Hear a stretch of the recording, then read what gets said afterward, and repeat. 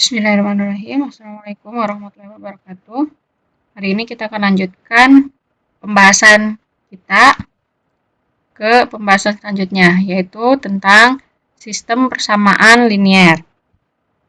Sebelumnya di sini kita review dulu tentang apa itu yang disebut dengan persamaan linier. Mungkin kalian juga sudah cukup familiar dengan bentuk seperti ini gitu ya. Nah, persamaan linier itu dapat dinyatakan dalam bentuk A1X1 ditambah A2X2 sampai ANXN sama dengan suatu konstanta B gitu ya. Dengan variabelnya X1 sampai Xn, kemudian A1 sampai AN, dan juga B itu adalah skalar-skalarnya. Nah, nilai X1 itu nanti sama dengan alfa 1, X2 sama dengan alfa 2, sampai Xn itu sampai dengan alfa n. Nah, nilai-nilai tersebut yang memenuhi persamaan 1 itu disebut dengan solusi dari persamaan linier. Ya, jadi satu solusi dari suatu persamaan linier. Nah, selanjutnya kalau kita mempunyai beberapa persamaan linier yang saling berkaitan gitu ya dalam suatu kasus, misalkannya nanti kita akan bahas di belakang. Nah, persamaan-persamaan linear tersebut itu membentuk suatu sistem yang disebut dengan sistem persamaan linier. Bentuknya seperti ini. Jadi ada beberapa persamaan linier yang mereka saling berkaitan gitu ya. Di sini misalkan koefisiennya A11, X1, koefisien dari X1 adalah A11, koefisien dari X2 adalah A12 dan seterusnya sampai Xn. Persamaan linier ini hasilnya itu adalah B1 dan seterusnya sampai Bm gitu ya. Kalau X1 sama dengan beta 1, X2 sama dengan beta 2 sampai Xn yang sama dengan beta n itu memenuhi SPL, memenuhi sistem persamaan yang tadi ya, atau memenuhi setiap persamaan linier. Jadi masing-masing, nih di sini kan ada sebanyak M persamaan linier ya. Jadi kalau saya punya nilai X1 yang sama dengan beta 1, X2 sama dengan beta 2, kemudian Xn sama dengan beta n, dia memenuhi masing-masing persamaan ini gitu ya, atau dalam satu kesatuan jadi sistem persamaan linier, maka B1, B2 sampai Bn itu disebut solusi dari sistem persamaan linier tersebut, atau di sini kita akan singkat SPL ya. Jadi setiap kali saya menyebutkan SPL itu merefer ke dalam sistem persamaan linier. Nah, ini beberapa contoh nih. Tentukan solusi untuk X tambah Y sama dengan 2. Nah, untuk mencari nilai X dan Y, kita masih memerlukan persamaan lain kecuali nilai X-nya diketahui atau Y-nya diketahui gitu ya. Kemudian untuk mencari nih, seperti contoh nomor 2, kita punya dua persamaan linier gitu. Ini juga sudah bisa disebut dengan sistem persamaan linier walaupun persamaannya hanya 2. Jadi membentuk suatu sistem. Nah, dia berkaitan. Kenapa berkaitan? Karena kalau kita ingin mencari solusi dari X dan Y, kita memerlukan persamaan linier yang lainnya gitu ya untuk memperoleh nilai-nilai dari X dan Y. Nah, untuk mencari nilai X dan Y dari sistem persamaan linier ini rasanya sudah cukup mudah. Kalian bisa dengan menggunakan metode eliminasi gitu ya, yang sudah kalian kenal gitu, atau yang biasa kalian gunakan gitu. Ini menggunakan metode eliminasi, ini juga sama, eliminasi tinggal misalkan ini dikurangkan saja, nanti Y-nya sudah 0, Y-nya hilang, kemudian kita dapat bahwa min X sama dengan min 1, artinya X-nya sama dengan 1. Kita dapat X-nya dapat, Y-nya juga dapat. Ini juga sama, kita bisa dengan cukup mudah mendapatkan nilai X dan Y. Untuk contoh yang keempat juga sama. Nah, tapi gitu ya, dalam permasalahan realnya gitu, permasalahan yang di dunia nyatanya gitu, tidak semua persamaan linier yang kita peroleh itu ideal. Artinya kita bisa cari dengan mudah gitu dengan hanya menggunakan eliminasi terus ketemu nilai X dan Y-nya. Kadang-kadang kita dihadapkan dengan sistem persamaan linier di mana jumlah persamaan liniernya itu sangat banyak. Bisa jadi sampai M itu kan bisa 1 juta, 100 juta, 1 miliar gitu. Nah, terkebayang kalau kita harus mengeliminasi harus berapa kali gitu ya untuk memperoleh nilai X dan Y-nya. Itu baru kalau kita punya dua variabel tapi persamaan linearnya banyak misalkan. Bagaimana kalau ditambah lagi? Kalau variabelnya ada banyak, ada N gitu ya, 1 juta misalkan, 1 juta variabel, ada X1 sampai X1 juta. Nah, untuk mencari masing-masing nilai dari masing-masing koefisien atau XI dalam hal ini, kebayang betapa repotnya gitu kita harus mencari hal tersebut. Nah, oleh karena itu, di sini kita akan mempelajari bagaimana cara mencari solusi SPL, di mana cara pencarian tersebut bisa kita gunakan bahkan untuk ukuran persamaan linearnya ada sebanyak M dan variabelnya ada sebanyak N gitu ya.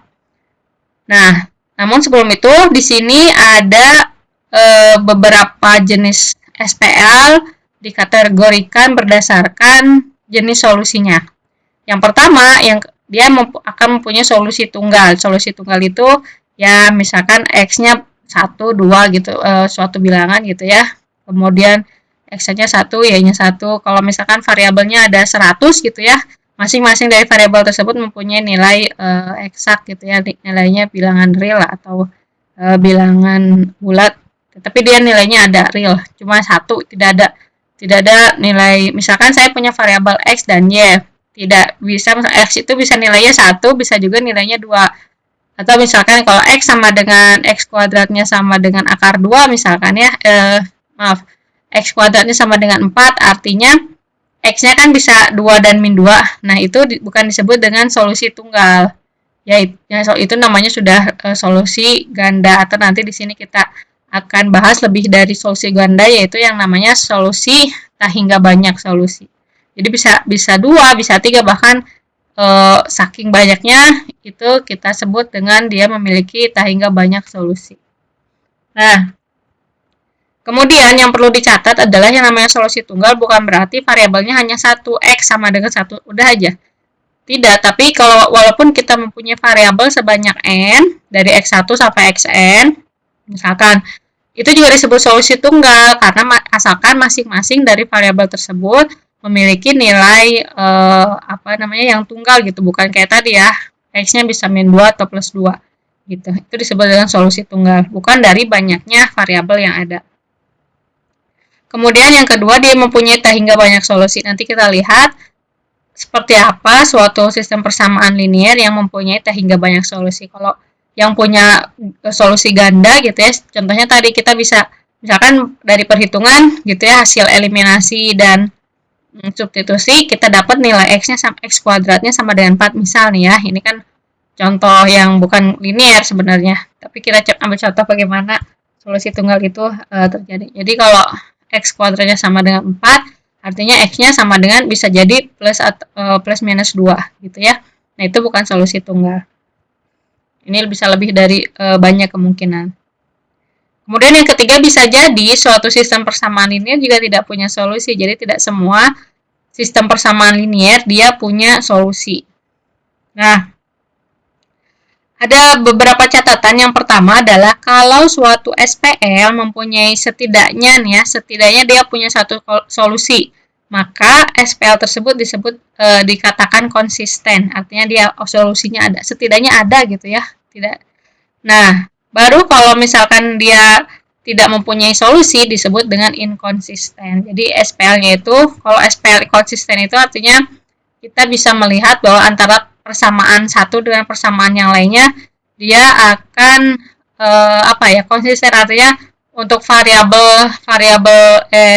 maksudnya untuk koefisien dengan variabel X gitu ya di persamaan satu, kemudian koefisien untuk variabel X di persamaan yang lain nanti akan menghasilkan nilai yang bukan sama tapi dia konsisten. Jadi kalau misalkan 2X kayak tadi nih, yang ini nih, X tambah Y sama dengan 3. Nah, pada saat 3X tambah 3Y, nih harusnya jadinya berapa nih? Kalau misalkan dia mau konsisten, berarti 3X tambah 3Y sama dengan 9 gitu ya. Nah, seperti itu. Tapi kan ini kita belum tahu dia konsisten atau tidak. Ini hanya contoh gambaran sederhana saja. Tapi kita tidak bisa melihat konsisten atau tidaknya hanya dari lihat SPL-nya saja. Kita perlu mengkaji atau menganalisis lagi kira-kira dia punya solusi atau tidak, atau dengan kata lain konsisten atau tidak. Gitu ya. Jadi nanti pada saat ada pertanyaan yang muncul bahwa misalkan periksa apakah SPL A gitu ya, SPL ini dia konsisten atau tidak. Nah, seandainya pada saat kalian menjawab ternyata dia mempunyai solusi tunggal atau hingga banyak solusi, maka jawabannya adalah SPL tersebut konsisten. Sebaliknya, kalau dia tidak punya solusi, maka disebut dengan inkonsisten. Ini kita lewat dulu saja ya. Nah, kita akan fokus bagaimana mencari SPL. Jadi, cara mencari SPL itu yang akan kita pelajari ada 3. Yang pertama dengan metode OBE gitu ya, yang kemarin-kemarin sering saya sebutkan. OBE, kemudian nanti ada yang disebut dengan metode inverse, ada juga yang disebut dengan metode Cramer. Nah, untuk pertemuan kali ini kita akan fokus untuk mencari solusi dari SPL dengan menggunakan metode OBE. Atau nanti ada sebutannya istilahnya ya.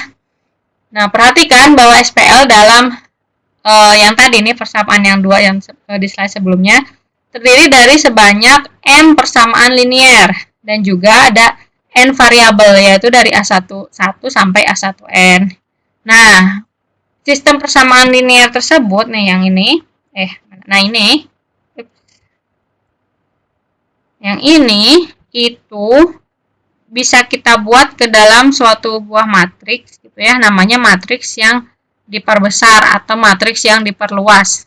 Kalian juga bisa mengingatnya seperti kita memperbesar atau memperluas matriks A dengan matriks identitas itu ya, seperti pada saat kita mencari inverse dari suatu matriks.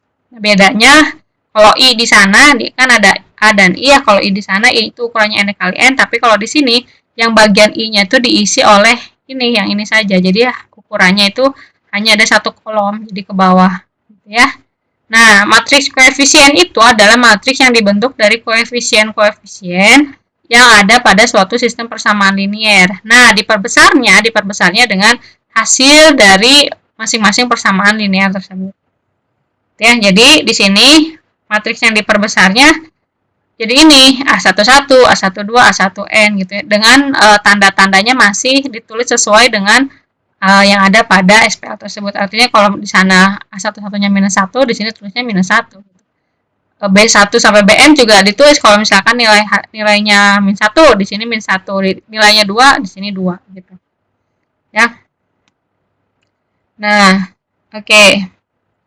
Di sini kita akan mencoba mencari solusi dari sistem persamaan linear dengan menggunakan metode yang disebut, ada 2 metode untuk ya OBE sih intinya, tapi sebutannya adalah ada 2. Yang pertama adalah metode Gauss, metode eliminasi Gauss gitu ya. Yang kedua adalah metode eliminasi Gauss-Jordan.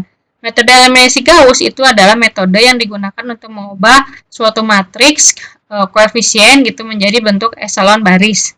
Sedangkan metode eliminasi Gauss-Jordan itu digunakan untuk mengubah suatu matriks koefisien ke dalam bentuk matriks eselon baris tereduksi. Gitu ya, nanti kita lihat. Nah ini ya. Jadi ini kita akan ke sana. Di sini ada beberapa poin yang mau saya sampaikan terlebih dahulu.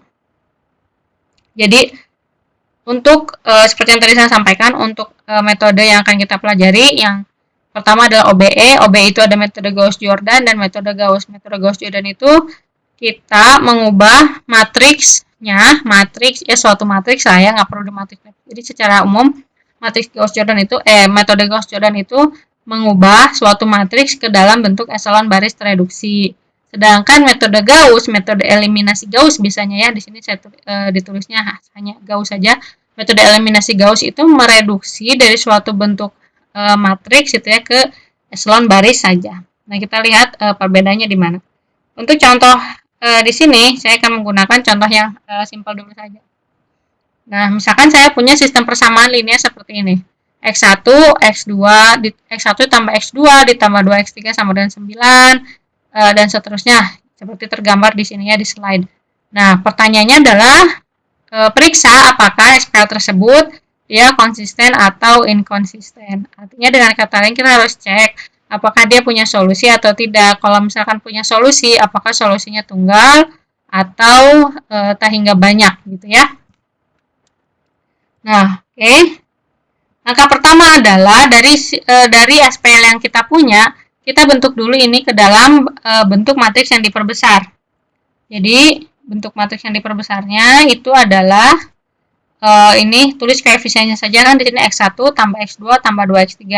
Jadi, koefisien untuk X1 sini saya tulis agak ke bawah saja. Nah, ini untuk nih posisinya gini, ini hanya untuk catatan saja ya. Posisi untuk X1 ditulis di kolom sini, koefisien untuk X2 ditulis di kolom sini, koefisien untuk X3 di kolom sini, kemudian ditambahkan pembatas. Ini sebenarnya opsional ya, nggak ditulis juga nggak apa-apa, hanya saja saya itu lebih nyaman memberikan pembatas antara mana yang isinya itu adalah koefisien, mana yang hasil. Nah, di sini bagian hasilnya yang isinya B. Gitu ya. Nah, kita coba lihat di persamaan lini yang pertama. Dia koefisiennya adalah 1, 1, 2. Di sini saya tulis 1, 1, 2, kemudian hasilnya adalah 9. Tulis 9. Gitu ya. Kemudian untuk persamaan linear yang kedua itu 2, 4, min 3, 1. Ini 3, 6, min 5, 0. Nah, oke ya. Nah, selanjutnya yang pertama ini saya akan mencoba menggunakan metode eliminasi Gauss, atau dengan kata lain saya akan ubah si matriks ini ke dalam bentuk echelon baris saja gitu ya. Nah, ingat bahwa bentuk echelon baris itu seperti apa. Itu nanti kita lihat. Jadi langkah pertama adalah kita cek dulu setiap barisnya apakah punya utama 1 atau 1 utama gitu ya. Saya lebih prefer istilah 1 utama, tapi kalian juga jangan bingung dengan istilah utama 1. Nah, baris pertama dia sudah punya 1 utama. Artinya di bawah angka 1 utama tersebut tidak boleh ada angka lain kecuali dirinya sendiri, angka lain yang tidak 0 ya maksudnya. Jadi yang lainnya harus dibuat 0. Nah, di sini saya akan membuat 0, baris 2 dan baris ketiga dalam satu langkah. Ya, ingat pula bagaimana kita bisa menggunakan multi OBE. Artinya dalam satu langkah kita bisa mengubah lebih dari satu baris. Nah, tapi lihat juga bagaimana pada saat kita tidak boleh melakukan hal tersebut seperti yang pernah dibahas di kelas beberapa waktu yang lalu ya. Nah, saya mau mengubah baris kedua dan baris ketiga si angka 2 dan angka 3-nya itu jadi angka 0. Otomatis yang harus kita lakukan adalah menambahkan min 2 baris 1 ditambahkan ke baris kedua, kemudian min 3 baris 1 ditambahkan ke baris 3. Gitu ya. Ini saya melakukan 2 kali. Baris pertamanya masih tetap 1, 1, 2. Nah, ini 9. Tinggal yang bawahnya. Minus 2 ini jadi 0. Minus 2, 2. Minus 4 jadi minus 5. Minus 7. Kemudian min 18, min 17. Gitu ya. Nah, kemudian ini min 3, 0. Min 3, 3. Min 6, min 11. Min 3, 27. Min 27. Oke. Nah, ini udah nih ya. Ini sudah. Selanjutnya yang mau kita lakukan adalah yang baris kedua kita cek. Dia belum punya 1 utama. Nah, ini harus kita ubah jadi 1 utama. Caranya yang paling simpel adalah ya udah bagi aja dia dengan atau kali aja dengan setengah. Jadi di sini saya kalikan baris kedua dengan setengah. Setengah baris kedua.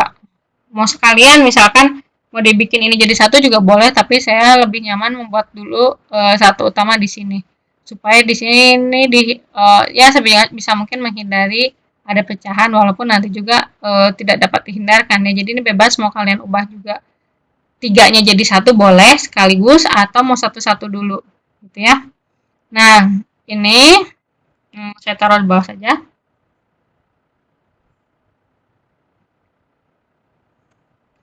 Ini 1, 1, 2-nya tetap. ini 0, 1, min 7 per 2, ini min 17 per 2. 0, 3, min 11, min 27. Oke, nah, baris kedua sudah punya satu utama, otomatis yang angka di bawah satu utama tersebut tidak boleh angka yang bukan 0, artinya di bawah angka satu utama itu nilainya harus 0 semua. Otomatis si 3 ini harus jadi 0. Nah, jadi saya ubah baris ketiga dengan menambahkan min 3 dari baris kedua.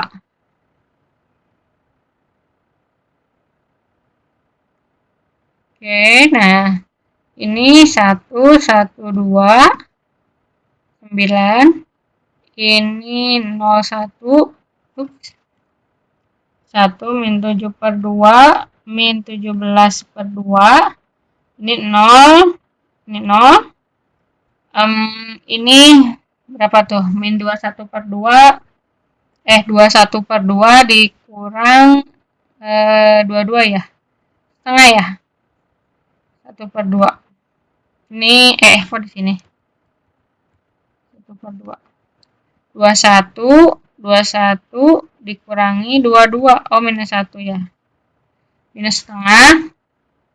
Nah, kemudian itu 17 dikali 3, 17 kali 3 itu 51 ya, 51 dikurangi 54, jadi min 3 per 2, min 3 per 2. Nah, tinggal yang terakhir adalah membuat ini jadi 1 dengan cara dikalikan 2, min 2 baris 3. 1, 1, 2, 9, 0, 1, min 7 per 2, min 17 per 2. Ini 0, 0, 1, 3. Nah, jadi di sini karena barisnya sudah selesai baris 3, jadi semua barisnya sudah punya satu utama. Yang di bawah satu utama nilainya 0 semua nih, di bawahnya kan 0 semua. Jadi kita sudah selesai melakukan metode eliminasi Gauss, yaitu mengubah matriks ke dalam bentuk eselon baris saja. Ya. Nah, bagaimana menuliskan hasilnya? Dari sini menuliskan hasilnya, kita ingat bahwa tadi kolom yang pertama itu untuk koefisien dari X1, kolom kedua itu koefisien X2, kolom ketiga itu adalah koefisien dari X3. Jadi, tuliskan kembali nih supaya kita bisa dapat. Boleh dari atas, boleh dari bawah ya. Kita coba dari atas saja. X1 tambah X2 tambah 2X3 sama dengan 9. Kemudian X2 ditambah, jadi min 7 per 2. X3 sama dengan min 17 per 2. Nah, di sini kita peroleh nilai bahwa X3 sama dengan 3. Pertanyaannya adalah, Bu, ini apa udah selesai? Nyari solusinya? Belum. Kenapa? Karena kita belum bisa dapat nilai X1 dan X2. Kita baru tahu nilai X3-nya. Jadi, kita harus cari X2-nya berapa, X3-nya berapa. Tapi dari sini kita sudah bisa dengan cukup mudah lah ya untuk mencari nilai X1, X2. Tinggal substitusikan nilai X3 ke sini, nanti dapat X2, setelah dapat X2 substitusikan yang ke atasnya, dapatlah X1. Jadi, sampai situ. Ini kalau menggunakan metode eliminasi Gauss. Nah, yang kedua, kita menggunakan metode eliminasi Gauss-Jordan. Eliminasi Gauss-Jordan itu mengubah matriks ke dalam bentuk eselon baris tereduksi. Nah, di sini kita sudah punya bentuk eselon barisnya. Tinggal kita harus buat dia ke dalam bentuk eselon baris tereduksi. Gimana caranya? Caranya kita harus sebenarnya tinggal memastikan bahwa kolom-kolom yang memiliki satu utama itu di atasnya, kalau tadi kan di bawahnya ya eselon baris itu, kita pastikan bahwa angka-angka di bawah satu utama itu adalah 0. Ya, nah sekarang kita harus pastikan bahwa angka-angka yang di atasnya satu utama itu harus 0 juga. Nah, kita lihat yang harus kita ubah artinya adalah ini kan satu utama nih. Yang pertama ini harus jadi 0, Yang kedua ini yang jadi 0, dan terakhir ini juga harus jadi 0. Nah, mulainya dari mana itu terserah, apakah kalian mau mulai dari sini atau dari bawah gitu. Tapi kalau saya lebih nyaman, saya mengubahnya mundur dari bawah ke atas. Artinya, sekarang yang akan saya lakukan adalah mengubah min 7/2 jadi 0 dan 2 jadi 0. Ya. Nah, saya juga akan melakukan lebih dari satu OBE dalam satu langkah. Jadi, di sini saya tulis ulang dulu. Nah, dapatnya itu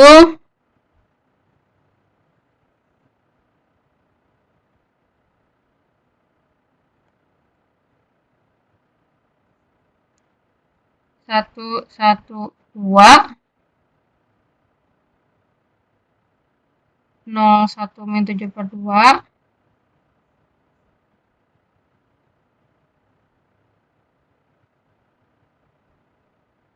0 1 berapa? 3 dan min 17/2. 3 min 17/2. Oke. Ini tadi bentuk eselon baris. Jadi sampai sini adalah hasil penggunaan metode eliminasi Gauss. Nah, yang kedua kita ubah yang min 7/2 jadi 0. Langkah pertama jadi 7/2 dikalikan B3 ditambahkan ke B2. Yang selanjutnya ubah 2 jadi 0. Jadi min 2 B3 ditambahkan B1. Tulisnya dari bawah ya, karena yang paling bawah yang dia nilainya tetap atau tidak berubah. Ini 0, 1. Ini jadi 0. Ya. Nah, 7/2 ini 21/2 dikurangi 17, 21, 17, 4 ya, 4/2 jadi 2 ya. 2. Kemudian yang atasnya min 2 ini 1, 1, 0. Min 2, min 6 jadi 3 ya. Nah, udah selesai? Belum. Karena di sini masih ada satu utama, di mana di atasnya itu ada angka yang bukan 0. Jadi kita harus ubah angka ini jadi 0 dulu. Caranya adalah dengan cara menambahkan minus dari B2, ditambahkan ke baris pertama. 0, 0, 1, 0, 1, 0, 1, 0, 0, 3, 2, nah ini 1. Oke, nah inilah yang disebut dengan bentuk eselon baris tereduksi. Ini pas kebetulan saja bentuknya kayak identitas, tapi ingat bahwa tidak semua matriks eselon baris tereduksi itu adalah matriks identitas. Nah, setelah dapat ini gimana, Bu? Nah, kita ingat bahwa masing-masing kolom kan merepresentasikan variabel-variabel yang ada. Jadi kolom 1 X1, kolom 2 X2, kolom 3 X3. Nah, dari sini kita lihat bahwa koefisien untuk X1 adalah 1. Jadi kita tinggal tulis X1, kemudian ditambahkan ini untuk X2 0, X3 juga 0. Jadi nggak perlu kita tulis, langsung sama dengan 1. Ini juga sama. X2 sama dengan 2. X3 sama dengan 3. Gitu ya. Nah, kesimpulannya adalah ingat setiap kali kita mengerjakan suatu soal, kita tuliskan kesimpulannya. Tadi itu kita habis ngerjain apa gitu. Nah, sehingga SPL tersebut itu konsisten dengan solusinya ini disebut dengan solusi tunggal. Ya, solusi tunggal. Jadi X1-nya 1, X2-nya 2, X3-nya 3. Oke.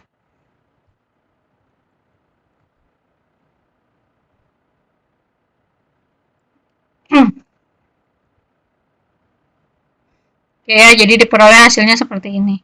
S1-nya 1, S2-nya 2, S3-nya 3. Oke, nah ini soal selanjutnya. Jadi untuk selanjutnya kita dari sini kita bisa lihat bahwa untuk memperoleh hasil akhir gitu, hasil akhir yang istilahnya sudah selesai gitu ya, tidak meninggalkan pekerjaan baru, itu lebih dipilih adalah metode eliminasi Gauss-Jordan. Kalau saya sendiri lebih senang menggunakan eliminasi Gauss-Jordan. Kenapa? Karena saat di akhir langkah gitu kita tinggal menuliskan saja X1-nya apa, X2-nya apa, X3-nya apa gitu. Nah, sedangkan kalau eliminasi Gauss kita masih harus mensubstitusikan nilai-nilai yang kita peroleh untuk mendapat nilai fixnya dari masing-masing koefisiennya gitu ya. Jadi kita sudah bisa langsung dapat X11, X22, X33. Mau pakai metode apapun, mau berhentinya di eselon baris atau eselon baris reduksi, itu hasilnya insya Allah akan selalu sama gitu ya. Oke, nah selanjutnya kita coba untuk matriks ini ya.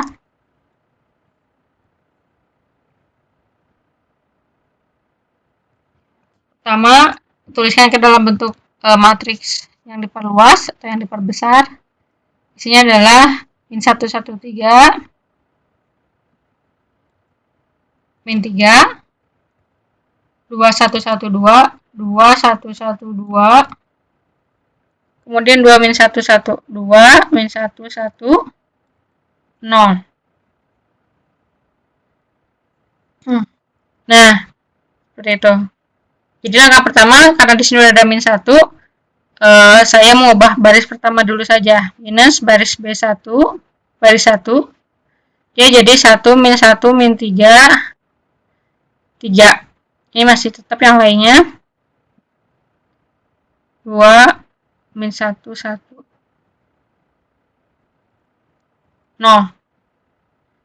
Nah, selanjutnya ubah angka 2 ini dan di sini jadi 0. Jadinya saya gunakan min 2 B1 ditambah B2 dan min 2 B1 tambah B3. Gitu ya. Nah, ini yang tetap yang baris pertama. 3, ini min 2 tambah 2 kali 1 tambah 2, 0. 2, 3, 6, 7, min 6 tambah 2, 6, 4. Nah, ini 0, 1, 1, kemudian 6 tambah 1, 7. Oh, sebentar, 3 ya. Oke. Kemudian min berapa itu? Min 6 ditambah ini jadi min 6. Oke, nah selanjutnya ubah ini jadi angka 1. Gitu ya. Jadi sepertiga B2. Mau B3-nya juga nggak apa-apa sekalian. Jadi saya lebih suka untuk mengubah dulu B2 jadi ada 1 utama. Nah, ini 1, min 1, min 3. 3, ini 0. Kemudian ini 1, ini 7/3. Ini min 3. Gitu ya. Nah, kemudian selanjutnya ini kan masih tetap. Kita lihat bahwa sekarang kan yang kita gunakan sudah sudah fix, akan menggunakan eliminasi Gauss-Jordan gitu. Artinya kita ubah ini jadi eselon baris reduksi. Artinya kita harus memastikan bahwa pada kolom yang memuat satu utama, angka-angka di atas dan di bawah satu utama tersebut itu adalah 0. Nah, di sini dia belum 0 nih, ada 3. Di sini satu utama kan, ini satu utama, di bawahnya udah 0 semua. Di atasnya kan nggak ada angka lagi. Yang kedua di sini satu utama, tapi di atasnya masih ada min 1 dan 3. Tugas kita adalah mengubah 3 dan min 1 jadi 0. Caranya adalah dengan menambahkan baris 2 ke baris 1 dan baris 2 dikurangi 3 baris 3. Ya. Harusnya gini. Min 3 baris 2 ditambah baris 3 gitu. Ini jadi 1 min 0. Ini min 9/3 berarti min 2/3. Ini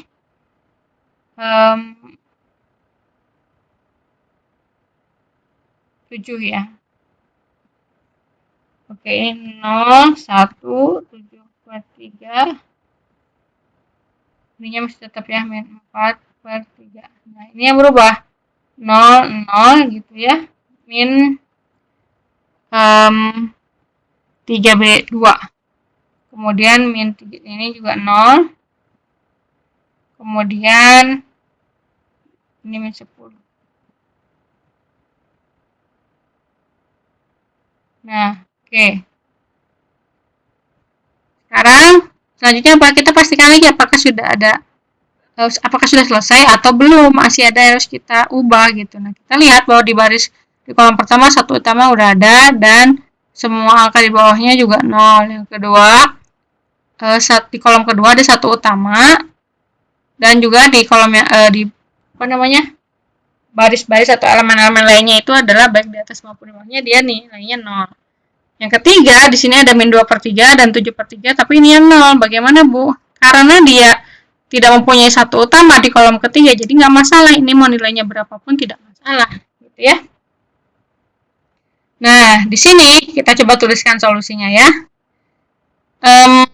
Yang kita bisa tahu saja nih, ini kan buat X1 ya. Tadi namanya apa? X1 apa? Nah, X1 dikurangi 2X3 sama dengan 7. Yang ini X2 ditambah X2 ditambah 7 per 3 X2 X2 ditambah 7 per 3 X3 sama dengan min 4 per 3. Nah, di yang terakhir ini apa? Dia dia bilang bahwa 0 sama dengan, ini kan 0 koefisien X1, 0x1 ditambah 0x2 ditambah 0x3 sama dengan 0 kan? Sama dengan min 10. Nah, ini kan pernyataan yang tadi 0 itu tidak sama dengan min 10. Nah, untuk kondisi yang seperti ini, kita simpulkan bahwa SPL tidak konsisten. Ya, SPL-nya tidak konsisten. Kenapa? Karena di sini ada pernyataan yang bilang bahwa 0 itu sama dengan minus 10, padahal kan tidak. Jadi walaupun hanya satu, nanti sananya itu berpengaruh di solusi sistem persamaan linear. Ya.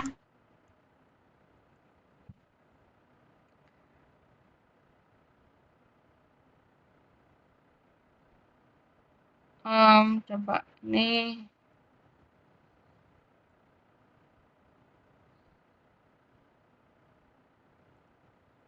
Oke. Ini hanya contoh sekilas ya. Oke, gitu. Nah, jadi itu yang disebut dengan solusinya tidak konsisten. Oke, selanjutnya ini contoh lain, matriks eselonnya matriks eselon eselon baris gitu ya. Dan ini adalah bentuk eselon baris reduksi. Nah, satu lagi kondisi di mana solusinya tidak tunggal. Nah, itu akan kita peroleh pada saat nih ya. Ini kan bentuk-bentuknya sudah terlihat ya.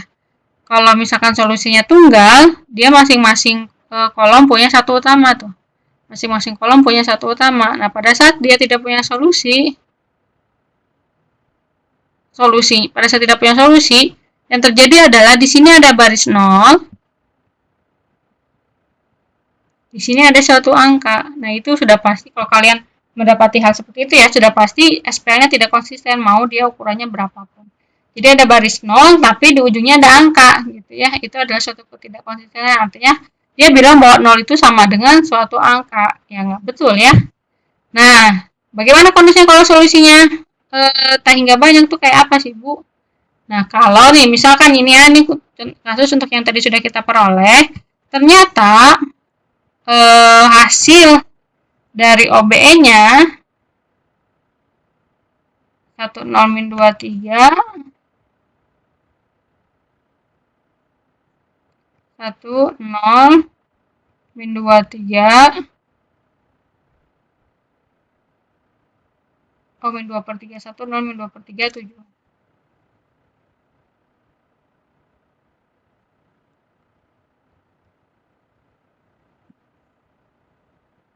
Hapus dulu.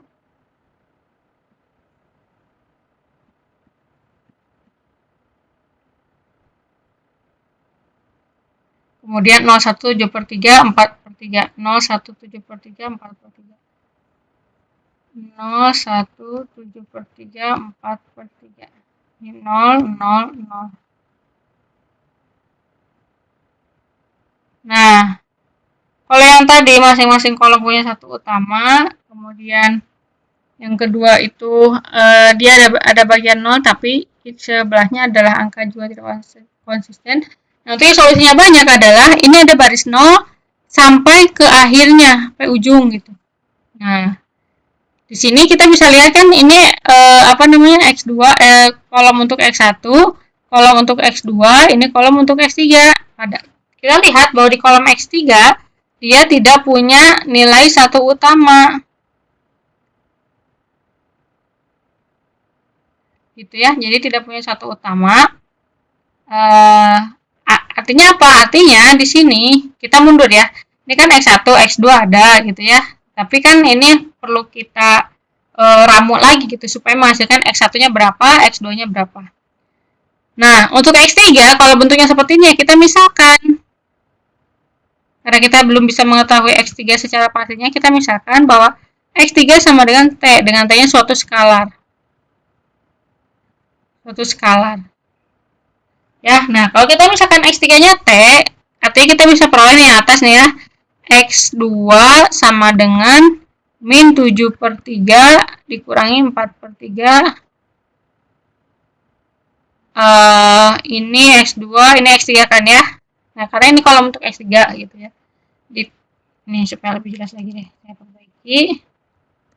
Ini saya tulis lagi ya, X2 sama dengan, kan di situ 7 per 3, tapi saya mau harus tulis awalnya gini, tulisannya X2 ditambah 7 per 3 X3 sama dengan 4 per 3 gitu. Kemudian kita pindah ruas sama dengan 4 per 3 dikurangi 7 per 3 dikalikan X3. X3-nya apa? X3-nya T. Jadi gimana? Jadi hasilnya ini aja 4 per 3 min 7 per 3 T. X1-nya gimana? Ya tinggal masukin X1 min 2 per 3 X3 sama dengan 7. X1 sama dengan 7 ditambah 2 per 3 X3. Atau dalam hal ini 7 ditambah 2 per 3 T. Gitu. Jadi hasil akhirnya adalah X1-nya sama dengan segini, X2 sama dengan segini, dan X3 itu adalah T. Jadi ini adalah contoh kasus di mana suatu SPL punya solusi yang tak hingga banyaknya. Kenapa disebut tak hingga banyaknya? Karena masing-masing variabelnya dia bergantung pada suatu nilai T. Sedangkan T-nya itu bisa berapa aja, bisa 1, bisa 2, bisa minus sejuta, minus 0,005, dan seterusnya. Itulah yang disebut dia dengan jenis solusi tak hingga banyak gitu ya. Ini jadi tak hingga banyak solusi. Jadi SPL punya tak hingga banyak solusi. Oke, gitu ya. Nah, jadi ada 3 macam. Di sini ada latihannya.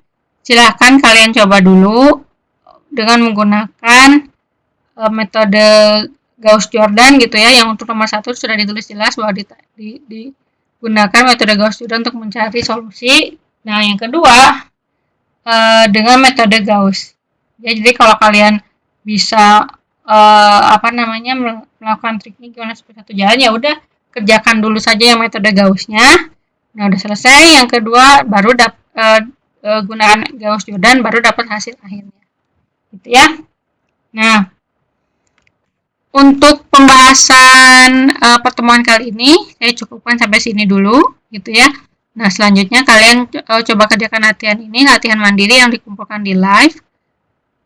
Kemudian ada juga soal yang saya upload di live juga. Nah, silakan kerjakan itu. Kemudian kalian boleh menggunakan Python sebagai alat bantu untuk ngecek saja nih, apakah sudah betul nilai X1, X2, X3-nya yang sudah saya peroleh gitu ya. Kalau kayak di pertemuan kemarin, kalian bisa menggunakan Python untuk mengecek apakah determinan suatu A itu misalkan 100 gitu ya. Oh, ternyata betul, artinya langkah-langkah yang kita lakukan sudah betul gitu ya. Untuk membantu saja sebagai pengecekan gitu, bukan berarti nanti pada saat ujian dikasih ini kemudian kalian disuruh pakai kalkulator, itu enggak ya, nggak boleh kayak. Jadi step-stepnya harus kalian pahami dulu. Si alat bantu Python untuk sementara ini hanya digunakan untuk memverifikasi apakah yang kita lakukan itu sudah betul atau belum gitu ya. Oke, jadi untuk pertemuan ini saya cukupkan dulu. Silahkan kerjakan latihannya dan dikumpulkan di live. Wabillahi taufiq wal hidayah. Wassalamualaikum warahmatullahi wabarakatuh. Oh iya, kemudian untuk apabila ada yang ditanyakan, dapat ditanyakan pada sesi Zoom nanti ya. Oke.